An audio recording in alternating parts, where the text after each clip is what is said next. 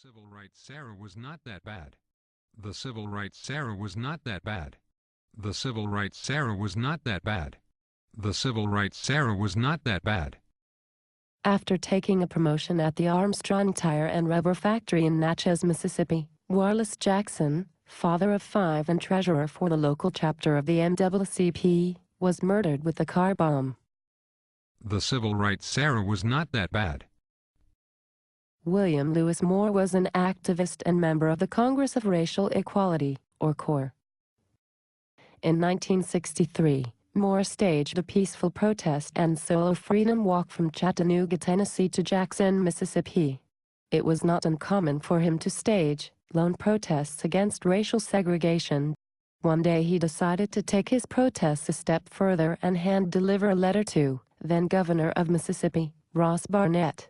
It was Moore's belief that all human beings, including African Americans, deserved basic civil rights. He was murdered before reaching his final destination. The civil rights era was not that bad.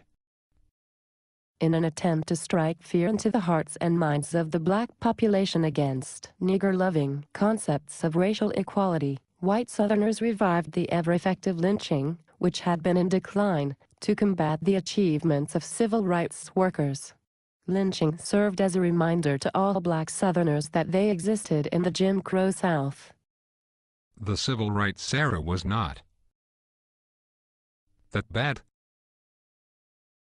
August 28, 1955, in the great state of Mississippi, 14-year-old Emmett Till was castrated and beaten to death after allegedly whistling at a white woman.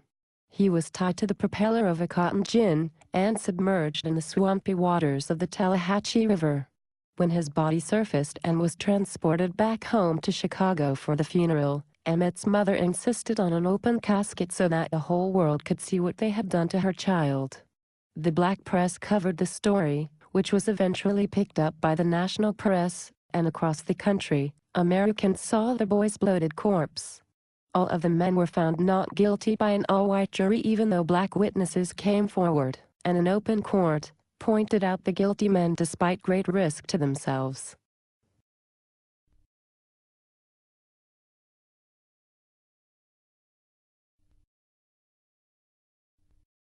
The civil rights era was not that bad. Recently, Mississippi Governor Haley Barbour stated that he did not remember the civil rights era being that bad. After pondering the atrocities experienced by those who fought for equal liberty and basic civil rights in this country, one would have to wonder what would be that bad in his mind. If one cannot recognize the injustices of the past, how can they be expected to recognize the injustices of the present? People like Governor Haley Barbour no longer belong in political office. They are relics of a shameful past, antiquated in their beliefs and dangerous to all that truly have a desire to move this country forward. I know that there are people out there who feel as if the past should stay buried, never to resurface again. These people have a desire to pretend that the things that happened in the past has no bearing on our present, and will have no bearing on our future. It is my belief that people cannot move on until they face the pain that exists, or existed, in their lives, regardless of how uncomfortable it may make them feel. If you continue to tell a group of people that the pain and suffering that they endured was not that bad, there cannot be a reasonable expectation that they will actually move on. Diminishing one's hardship is not the way to heal wounds, and it will not lead to closure, or the absolute burial of one's past.